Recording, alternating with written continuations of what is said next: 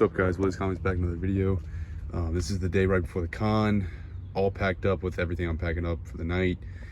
Tomorrow I'm going to be packing up the rest of my 4 short boxes of keys and the 2 boxes of more expensive toys.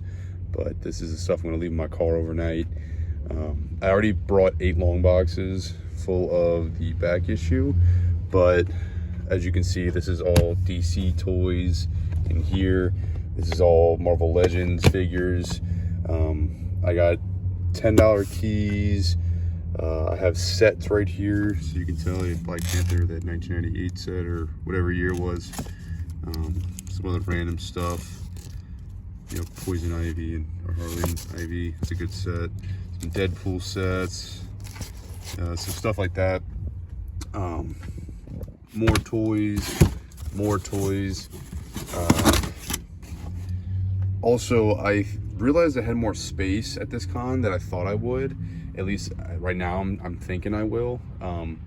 So I think the toys are going to take up more space, but I'm just going to limit them to the one table. So if I can't put them all out, I'm not going to put them all out. But the comic books, I thought the 8 long boxes would take up the whole table, but they didn't. So what I'm going to do is I'm going to take the 4 short boxes, technically, or I'll explain it. 3 short boxes and put them facing out towards the booth, and then the rest of it you got to walk in to see. But there's 3 short boxes are going to be $3 books, 4 for 10, and it's decent stuff. I tried to put a lot of decent like titles in there and like #1s and whatnot, so I'm hoping those get picked through. And I have a 1 short box full of a few extra sets in case these sell, so I can replace some. And then another, like the rest of it, like 85% of it's just those books that, in case those things get eaten through, which I don't know if they will or not. I'm hoping to sell some of those though. I can replace some of those as well. But yeah, ready to go. And I'll show you all the setup when I get to it. And then we'll talk about the first day when it's done. And then after the second day, we'll talk about the whole weekend and how it went. So thanks for watching. So this was the setup of the booth. In the beginning, you saw the cheaper books that were like $3 each or 4 for 10. You got your back issue here, and then here I'm digging through some keys. These are $10 to $20 keys, nothing huge, but. And then here we have the higher dollar keys, $25 and up. And there's 2 boxes on the left, and then the books on the right, raw books, are going to be the really big keys. You can see, you know, First Gore, the God Butcher. That guy was digging through the graded books. He was another vendor. And then here you can see all the toys. This is the Comic-Con show recap. I'm gonna explain how I did, what I picked up, and just talk about how it went and all that. But yeah, so it was a 2-day long event in Watertown, New York. It was NOCO Con. I think it stands for North Country Con or North Country Comic Con. 2-day event, Saturday, Sunday, from 10 to 6, both days. I had a 10 by 10 space, and I'm going to show a video of all this and pictures and whatnot. I'm going to edit this video. But 2 days, don't know what I was expecting. I mean, I was expecting to do all right because I brought a lot of cool stuff. At first, when I set up, I was a little worried because they said the door price was $25 for it was a small con, and I heard the door price was $25. That is a bit high in my opinion for a small con like that, but it ended up being just fine. The first day I did way better than I thought I was going to do. Sold a ton of books. I say a ton. Yeah, I sold a lot of books. Sold a couple slabs. Sold a few like some bigger keys, some smaller keys, some back issues, some like cheaper books that I have that are just random sitting out in front of the booth. Again, I'll put a picture of all that so you can get an idea. Tons of Marvel Legends. I mean, I say tons and tons, but I just sold a lot of this stuff. I added up. I sold a lot of Marvel Legends, DC figures. I sold 1 expensive figure, which was Demogoblin. I sold him for $115. But yeah, I did great the first day. I did better than I was expecting. I was ecstatic. Sold a lot of books. Talked to other dealers. Talked to other vendors. Talked to the people buying the books and whatnot. So great first day. The first day, the only things that I picked up were this guy right here, infamous Iron Man, Dr. Doom. I got him for $20. And then I picked up this set from one of the dealers. This is Doom from 2000. Look, wasn't sure if it was Doom at first, but it's Doom, just not in his normal armor. So that I got that for $10. So, and then a couple other books, but these were the highlights. The second day rolls around. Started off a lot slower. There weren't a lot of people, you could tell at first. It's the first day from like 10 to 12:30. It was busy, selling a lot. I made a lot of money within those first couple hours. And then it dropped off, but I still was steadily selling stuff.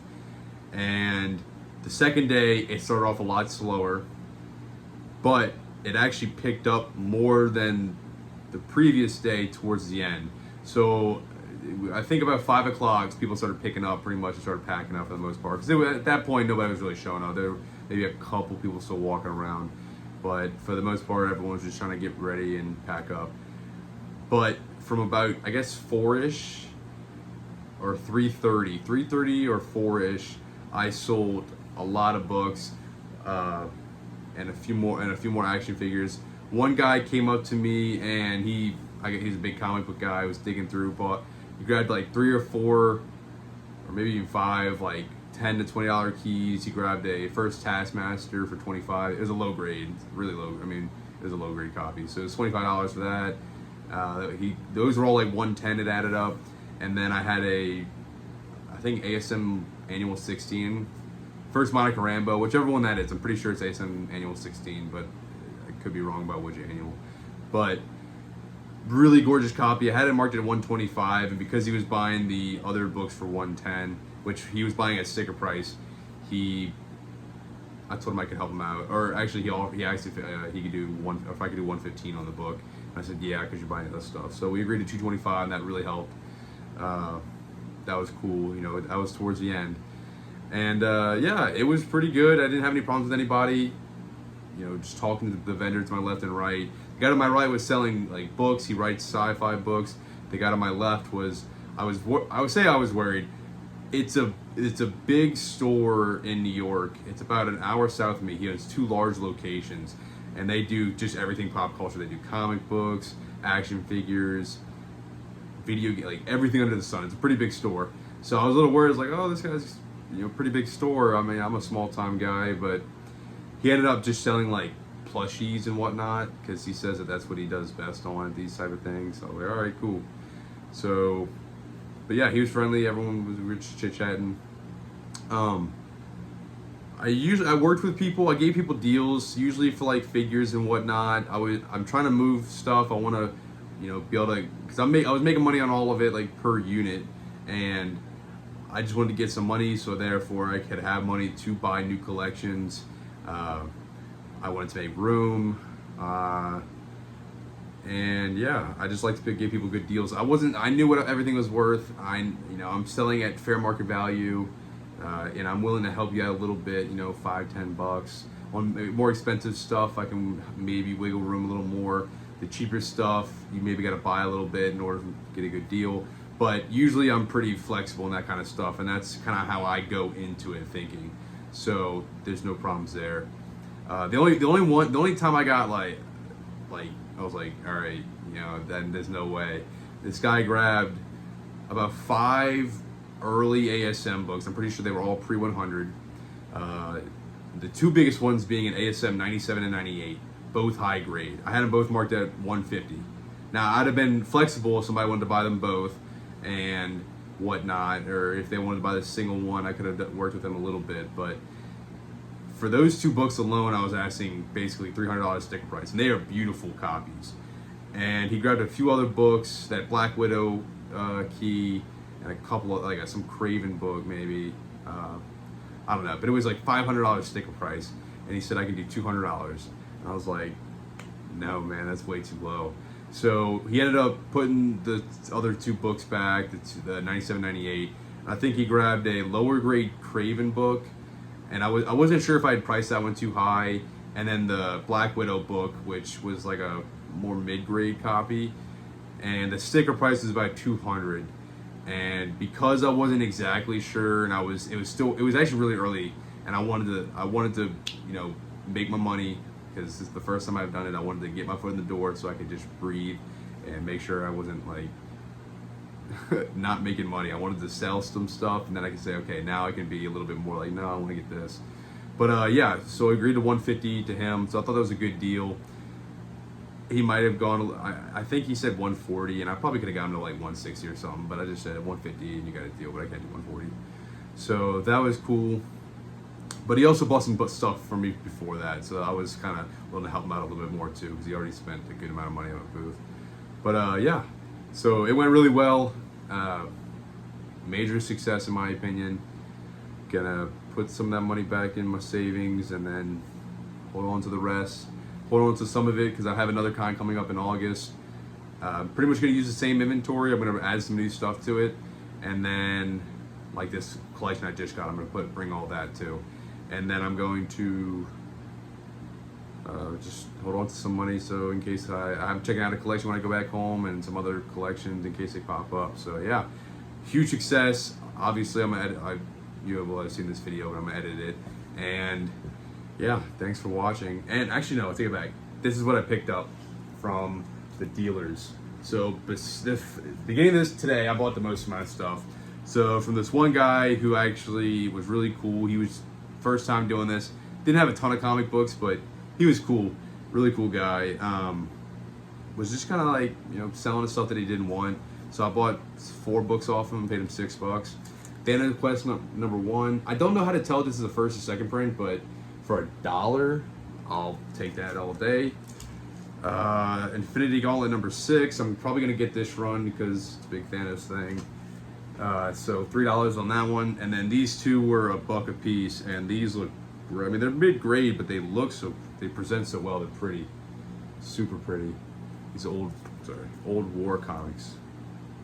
You know, for $1 for a 12-cent comic, no problem. And then this is 109. Super cool. If I see him again, I might buy some more stuff off of him, but yeah. And then this was actually I feel like this is the first day. I forgot. Yeah, this was yesterday I bought this stuff. Today's Sunday. I'm recording this. I'll probably edit it and upload it tomorrow or this week. But these were marked at, the yellow stickers for $5 each. And I got 8 books, so it was at $40, and I ended up paying $25. So, and this is the kind of stuff that I feel is definitely a good deal. I mean, I got it for under cover price, and because 8 books is $32 for cover price. But yeah, so we got Spider-Man 2, some variants, and anything with Miles Morales on the cover for less than cover, I will buy.